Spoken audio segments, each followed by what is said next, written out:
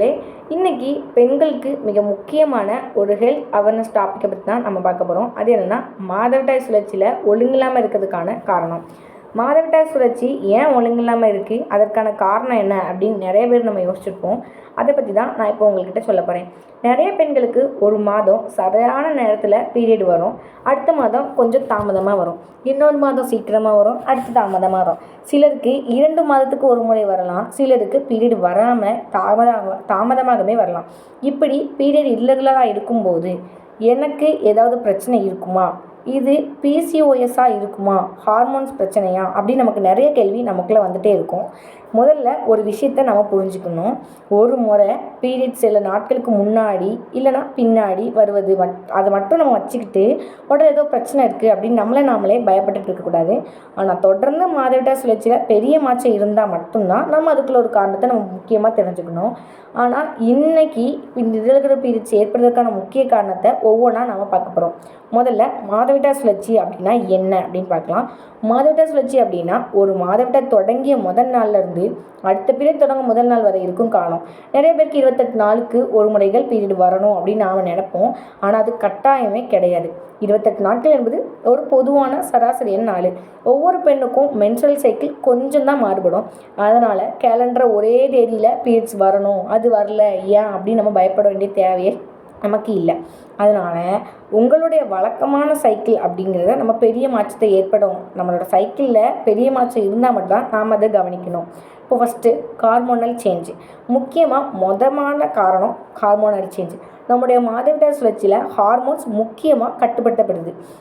இந்த ஹார்மோன்ஸில் ஏதாவது மாற்றம் இருந்தால் ஓல்வேஷனில் மாற்றம் ஏற்படும். அதனால தான் நமக்கு பீரியட் சீக்கிரமாகவோ இல்லை தாமதமாகவோ வரும். சில நேரத்தில் ப்ளீடிங் அளவில் மாற்றம் இருக்கலாம், சில நேரத்தில் ப்ளீடிங்கோட அளவு அதிகமாக இருக்கலாம், கம்மியாக இருக்கலாம். நம்ம அதை வச்சுட்டு நமக்கு ஏதோ பிரச்சனையோ அப்படின்னு நாம் நினச்சிட்ருக்கோம். ஆனால் பீரியட்ஸ் இர்ரெகுலராக இருக்குது அப்படின்னா ஹார்மோன்ஸ் எப்படி இருக்குது அப்படிங்கிறதையும் நாம் அந்த காரணத்தையும் நம்ம தெரிஞ்சுக்கணும். முதல்ல அடுத்து நம்ம பார்க்க போகிறது ஸ்ட்ரெஸ். இன்றைக்கி படிப்பு, வேலை, ஃபேமிலி ப்ராப்ளம்ஸ், பர்சனல் ப்ராப்ளம்ஸ் இப்படி எல்லாருடைய வாழ்க்கையிலும் ஸ்ட்ரெஸ்ஸு அப்படிங்கிற ஒரு மெயின் பாயிண்ட் தான் அதிகமாக இருக்குது. நாம் அந்த ஸ்ட்ரெஸ்ஸை இருக்கும்போது நமதோடல ஹார்மோனோட ரெகுலர் வேலை பாதிப்பு ஏற்படுது. அதனால தான் நமக்கு பீரியட்ஸோட வருத நாள் தாமதமாக கூட இருக்கலாம். சில பேருக்கு சைக்கிளில் மாற்றம் இருக்குது. உதாரணமாக ஒரு குறிப்பிட்ட பேட்டர்னில் பீரியட் வந்துட்டுருக்கு அப்படிங்கிற நம்ம நினச்சிட்ருக்கோம். அப்போ பெண்களுக்கு தொடர்ந்து அதிகமாக ஸ்ட்ரெஸ் இருக்குது, இப்போ உங்களுக்கு ஸ்ட்ரெஸ் அதிகமாக இருக்குது அப்படின்னாலே பீரியட் கொஞ்சம் தாமதமாக இருக்கும். ஆனால் மன அழுத்தத்தையும் உடல் நலத்துக்கு ஒரு பகுதியாக கவனிக்க வேண்டும். நம்ம பீரியட்ஸ் இப்படி இருக்குது அப்படி இருக்குது நம்ம நினைக்கிறதுக்கு முன்னாடி நாம் ஏதோ ஒரு பிரச்சனையால் மன அழுத்தத்தில் இருக்கும்போதே நம்மளோட பீரியட்ஸ் பெயின் அது மாறும். தூக்கம் இல்லாதது அடுத்த ஒரு காரணமாக இருக்கும். இப்போ நிறைய பேருக்கு லேட் நைட் வேறு மொபைல் பயன்படுத்துறது, படிக்கிறது, வேலை செய்கிறது அப்படி நிறைய காரணம் இருக்குது. இதனால் தூக்கமும் குறைவாக இருக்குது. தொடர்ந்து தூக்கம் சரியாக இல்லாமல் இருக்கிறதுனாலையும் உடலோட இயல்பான ஹார்மோன் ரெகுலர் பாதிக்கும். அதனால் நல்ல தூக்கம் பழக்கம் நமக்கு முதல்ல முக்கியம். தினமும் ஒரு நேரத்துக்கு தூங்க முயற்சிப்பது தான் நமக்கு நல்லது. இரவில் தூங்காமல் நிறைய பேர் இப்போ என்ன பண்ணிகிட்டு இருக்கோம், மொபைல் பார்ப்போம், ஏதாவது ஒன்று பார்த்துட்டே இருப்போம், இல்லை வேலை இல்லைனா ஹோமுக்கு நமக்கு ஃபீஸு அந்த மாதிரி நம்ம ஏதோ ஒரு ஸ்ட்ரெஸ் நம்ம யோசிச்சுட்டே இருக்கிறனால நமக்கு தூக்கம் வராமல் இருக்குது. அந்த பழக்கத்தை முதல்ல நம்ம மாற்றணும். நைட்டு கரெக்டாக டயத்துக்கு தூங்கினா அது ஒரு ஹார்மோன் பேலன்ஸை கட்டுப்படுத்தும். அடுத்து உணவு முறையில் பெரிய மாற்றம். அது என்ன அப்படின்னா டயட்டு தான். நம்ம உடலுக்கு தேவையான எனர்ஜி, நியூட்ரிஷன்லாம் முதல்ல கிடைக்கணும். சரியான உணவு இல்லாமல் மீல்ஸை அடிக்கடி ஸ்கிப் பண்ணுறது தான் அதில் திடீர்னு உணவு முறையில் பெரிதும் மாற்றம் சிலருக்கு மென்ஸ்ட்ரல் சைக்கிளை பாதிக்கும். அதனால் பீரியடோட இல்லகளாக இருக்கும்போது உணவு முறையும் நாம் கவனிக்கணும். காய்கறிகள், பழங்கள், பருப்பு வகைகள், முழு தானியங்கள் போன்ற பல வகையான சத்தான உணவுகளை நம்ம எடுக்கிறதும் நமக்கு நல்லது. உடல் எடையில் திடீர் மாற்றம். அடுத்த காரணம் வெயிட் சேஞ்சஸ் தான். உடல் எடையில் திடீர்னு பெரிய மாற்றம் ஏற்படலாம். சிலருக்கு பீரியட்ஸோட பெயினும் பாதிக்கப்படலாம். அதிகமாக உடல் எடை குறைவது, திடீர்னு உடல் எடை கூடுறது, இதெல்லாம் ஹார்மோன்ஸை பாதிக்கக்கூடும். அதனால் வெயிட்டை குறைக்கணும் அப்படிங்கிறதுக்காக ரெஸ்ட்ரிக்டிவ் டயட்டு, உணவை தவிர்ப்பது போன்ற முறையில் நாம் தானாகவே செய்யக்கூடாது. உடலுக்கு தேவையான நியூட்ரியன்ஸ் கிடைப்பது நமக்கு முக்கியம். அது அதிகமான எக்ஸசைஸ் உடலுக்கு நல்லது தான். ஆனால் அதுவே நாம் தெரிஞ்சுப்போம்ல, அளவுக்கு மிஞ்சினால் அமிர்தம் நஞ்சு. அந்த மாதிரி நாம் அதிகமாக எடுக்கிறதுனாலையும் நம்ம உடலில் பாதிப்பு ஏற்படும். ஆனால் உடலுக்கு உடலுக்கு போதுமான எனர்ஜி கிடைக்காம அதிகமான ஃபிசிக்கல் ஆக்டிவிட்டி செய்ததும் ஒரு மென்ஸ்ட்ரல் சைக்கிளை பாதிக்கும். குறிப்பாக அதிகமான ட்ரைனிங், கடுமையான எக்ஸசைஸ் அப்படி இருக்கிறவங்க இதை கவனிக்கணும். அதனால் எக்ஸசைஸ் செய்யக்கூடாது அப்படின்னு நான் சொல்லலை. எக்ஸசைஸ் உடலுக்கு தேவையான அளவு மட்டும் இருந்தால் போதும். அடுத்து பிசிஓஎஸ். இப்போ நிறைய பேருக்கு நாம் கேட்குற காரணம்னா பிசிஓஎஸ் அப்படின்னா ஹார்மோன் கண்டிஷன் தான். சில பெண்களுக்கு பிசிஓஎஸ் இருந்தால் பீரியட்ஸ் இர்ரெகுலராக இருக்கலாம். பீரியட்ஸ் தாமதமாக வருவது, சைக்கிள் இடையில் அதிகமாக கேப் இருப்பது, இப்படி நிறைய மாற்றம் இருக்குது. சிலருக்கு ஆன்ஸ் அல்லது அதிகமான அன்வான்ட் ஹேர் க்ரோத் அப்படிங்கிற இதுவும் நமக்கு ஒரு அறிகுறி தான்.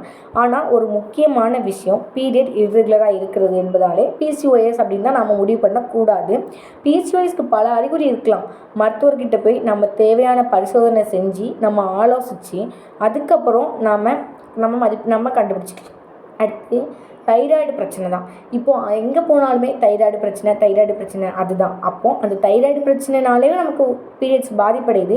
அது எப்படி இருக்குதுன்னு பார்ப்போம். தைராய்டு கிளாண்ட் நம்மளுடைய உடலில் செயல்பாட்டில் முக்கியமாக நமக்கு பங்கு வகிக்கும்.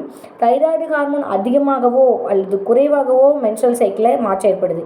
பீரியட் இர்ரெகுலராக இருப்பது கூட வேறு சில அறிகுறி கூட இருந்தாலும் மருத்துவர் தைராய்டு டெஸ்ட் தான் முதல்ல நம்மளை எடுக்க சொல்லுவாங்க. அதனால் பீரியட் பிரச்சனைக்கு காரணமான பிசிஓஎஸ் மட்டுமே இப்படி வந்தோன்னா எனக்கு பீரியட் இர்ரெகுலராக இருப்பது கூட வேறு சில அறிகுறிகள் இருந்தாலுமே நம்ம மருத்துவர் ஃபஸ்ட்டு தைராய்டு டெஸ்ட் அப்படிங்கிற பரிசோதனை தான் எடுக்க சொல்லுவாங்க. அதனால் பீரியட் பிரச்சனை காரணமாக பிசிஓஎஸ் மட்டுமே அப்படின்னு நம்ம நினைக்கக்கூடாது.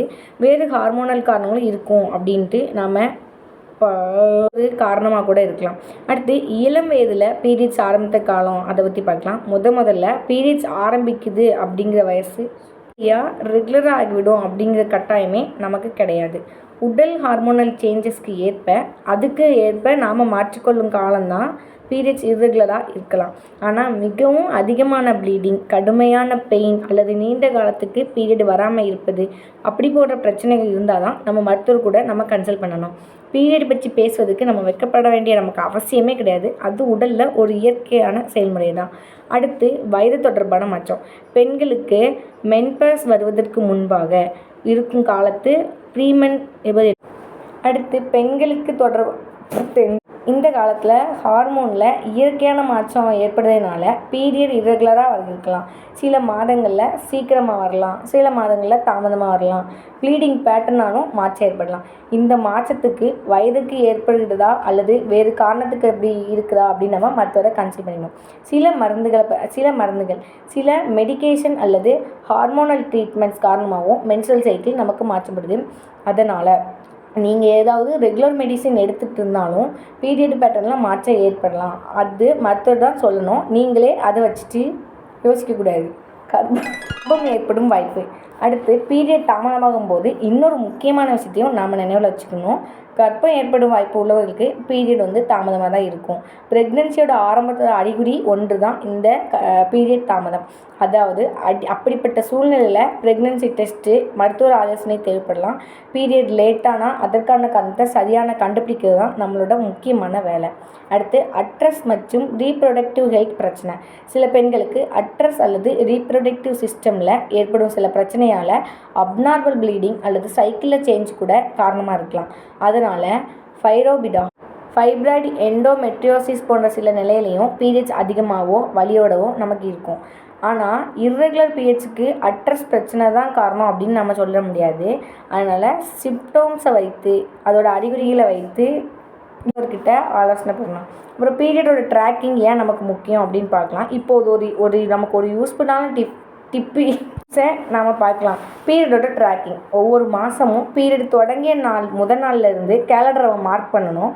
அடுத்த மாதம் மார்க் பண்ணணும். இப்படி சில மாதத்தில் நாம் அந்த ட்ராக்கை நம்ம ஃபாலோ பண்ணாலே போதும். நமக்கே புரியும் நமக்கு எத்தனை நாள் ப்ளீடிங் இருந்துச்சு, பெயின் இருந்ததா, ப்ளீடிங் வழக்கத்தை விட அதிகமாக இருந்துச்சா, ப்ளீடிங் எவ்வளோ நாட்கள் தாமதமானது அப்படிங்கிறத நம்ம நோட் பண்ணிக்கலாம். இந்த இன்ஃபர்மேஷனை வச்சு நாம் நம்மளோட மருத்துவர்கிட்ட பேசும்போது அது நமக்கு ஒரு யூஸ்ஃபுல்லாக இருக்கும். எப்போவும் நம்ம டாக்டரை பார்க்கணும். இப்போது மிகவும் முக்கியமான விஷயம் அப்படின்னா நம்ம எப்போ டாக்டரை பார்க்கணும். ஒரு முறை மட்டும் பீரியட் சில நாட்கள் மாற்றியதாக இருந்தால் பேனிக், அதாவது நம்ம பயப்பட வேண்டாம். ஆனால் தொடர்ந்து பீரியட் இர்ரெகுலராக இருந்தால், பல மாதங்கள் பீரியட் வராமல் இருந்தால், வழக்கத்தை விட அதிகமாக ப்ளீடிங் இருந்தால் அல்லது கடுமையான மென்ஸ்ட்ரல் பெயின் இருந்தால், பீரியடுக்கு இடையில் ப்ளீடிங் இருந்தால், அப்புறம் உங்களோட வழக்கமான சைக்கிள் பேட்டர்ன் தொடர்ந்து பெரிய மாற்றம் இருந்தால் நாம் மருத்துவரில் ஆலோசனை பெறுறது நல்லது. டாக்டர் நமக்கு என்ன செய்வார்? டாக்டரை சந்திக்கும் போது நமக்கு பயப்பட வேண்டிய அவசியமே இல்லை. முதல்ல பீரியட்ஸை பற்றி அவரோட ஹிஸ்ட்ரி கேட்பாங்க.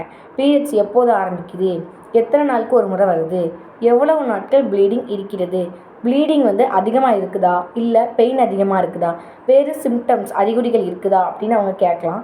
தேவைப்பட்டால் பிளட் டெஸ்ட்டு அல்லது அல்ட்ராசவுண்ட் பரிசோதனை மூலமாகவும் அவங்க பரிசோதிக்கலாம். எந்த டெஸ்ட்டு தேவையோ அவங்க அந்த டெஸ்ட்டை நமக்கு எடுத்து நமக்கு சொல்லுவாங்க. தானாகவே நம்ம மெடிசின் எடுத்துக்கலாமா? இதுதாங்க இப்போ நம்ம பெரிய பண்ணுற தப்பு. பீரியட்ஸ் லேட்டானோடனே சில பேர் என்ன பண்ணுவாங்கன்னா, நம்ம நண்பர்கள் சொல்கிறதோ இல்லது நம்மளது பக்கத்து வீட்டுக்காரங்க சொல்கிறத வச்சோ நம்மளாக ஒரு இன்டர்நெட்டில் பார்த்து நம்ம ஒரு மெடிசன் எடுத்துக்கொள்ளது தான் நமக்கு பெரிய பெரிய தப்பு. அது நமக்கு சரியே கிடையாது. பீரியட்ஸ் இர்ரெகுலராக இருப்பதுக்கு பல காரணம் கூட இருக்கலாம். ஒவ்வொருக்கும் உதவிய மெடிசன் இன்னொருக்கு நம்ம பொருந்தும் அப்படின்னு நம்ம சொல்லவே முடியாது. அதனால் காரணத்தை தெரிஞ்சு கொண்டு தேவையான நமக்கு ட்ரீட்மெண்ட்டை எடுத்து மருத்துவர்கிட்ட முதல்ல கன்சல்ட் பண்ணிவிட்டு நம்ம எடுக்கிறது நமக்கு ரொம்ப பாதுகாப்பானது. ஒரு முக்கியமான விஷயம் என்னென்னா, பெண்களே பீரியட் இர்ரெகுலராக இருக்கிறது அப்படின்னா உடனே நம்ம பயப்பட வேண்டிய அவசியமே இல்லை. அதே நேரத்தில் அது தொடர்ந்து அலட்சியப்படுத்தவும் நமக்கு கூடாது. நம்முடைய உடல் சில மாற்றங்கள் நம்மளோட அறிகுறிகள் மூலமாக நமக்கு தெரிவிக்கும். அதை நம்ம கவனித்து நம்ம பொறுப்பாக நம்ம உடம்பை பார்த்துக்கிட்டோம்னா நம்ம ஒவ்வொரு மாதமும் மாற்றம் ஏற்பட்டிருக்கா அப்படின்னு நம்ம கவனித்தாலே போதும். ப்ளீடிங் எப்படி இருக்குது, பெயின் எப்படி இருக்குது, இதை கவனித்தாலே இதுதான் நமக்கு போதும். அடுத்து என்னென்னா, சரி இன்றைக்கி நாம் என்னென்ன விஷயங்களை பார்த்தோம் அப்படின்னு நம்ம சுருக்கமாக பார்க்கலாமா? மாதவிடாய் சுழற்சி ஒழுங்கில்லாமல் இருப்பதுக்கு ஒரே ஒரு காரணம் கிடையாது. ஹார்மோனல் சேஞ்ச், ஸ்ட்ரெஸ், தூக்கத்தில் மாற்றம், உணவு முறை மாற்றம், உடல் எடை பெரிய மாற்றம், அதிகமான எக்ஸசைஸ், PCOS, தைராய்டு ப்ராப்ளம், சில மெடிசின், ரீப்ரொடக்டிவ் ஹெல்த் கண்டிஷன் மற்றும் வயது தொடர்பான ஹார்மோனல் சேஞ்ச், இப்படி பல காரணம் இருக்குது. அதனால் எனக்கு பீரியட் இர்ரெகுலராக கண்டிப்பாக PCOS தான் அப்படின்னு நம்ம முடிவெடுக்க கூடவே கூடாது. அதுபோல் எல்லாருக்கும் 28 நாள் தான் இருக்கணும் அப்படிங்கிறதும் கிடையாது. அது உங்களுக்கு மென்ஸ்ட்ரல் சைக்கிள் ட்ராக் பண்ணுங்கள். உங்கள் உடலில் ஏற்படும் மாற்றங்களை கவனிங்க. தொடர்ந்து இர்ரெகுலராக பீரியட்ஸா, அதிகமான ப்ளீடிங்கா, கடுமையான பெயினா, பிரச்சனையா அப்படின்னு இருந்தால் உடனே மருத்துவர்கிட்ட கன்சல்ட் பண்ணுங்கள். மாதவிடாய் பற்றி பேசுறதுல எந்த ஒரு தயக்கமும் நமக்கு கிடையாது. பெண்கள் ஆரோக்கியத்தை பற்றி தெரிவித்துக் கொள்வது பெண்களின் ஆரோக்கியத்தை பாதுகாப்பதற்கான முதல் படி. இந்த தகவல்கள் விழிப்புணர்வாக மட்டுமே. தனிப்பட்ட உடல்நல பிரச்சனைகள் இருந்தால் தகுதியான மருத்துவரை அணுகுங்கள். நன்றி. இதுபோல் நாம் உடலில் என்னென்ன பிரச்சனை இருக்குது அப்படிங்கிறத தெரிஞ்சுக்கணுன்னா நம்மளோட சேனலை சப்ஸ்கிரைப் பண்ணி, லைக் பண்ணி, கமெண்ட் பண்ணுங்கள். உங்களுக்கு இதுபோல் வேறு ஏதாவது பிரச்சனை இருந்தால் கமெண்ட் பண்ணுங்கள். அதுக்கான சொல்யூஷனை நம்ம அடுத்த வீடியோவில் பார்ப்போம். தேங்க்யூ.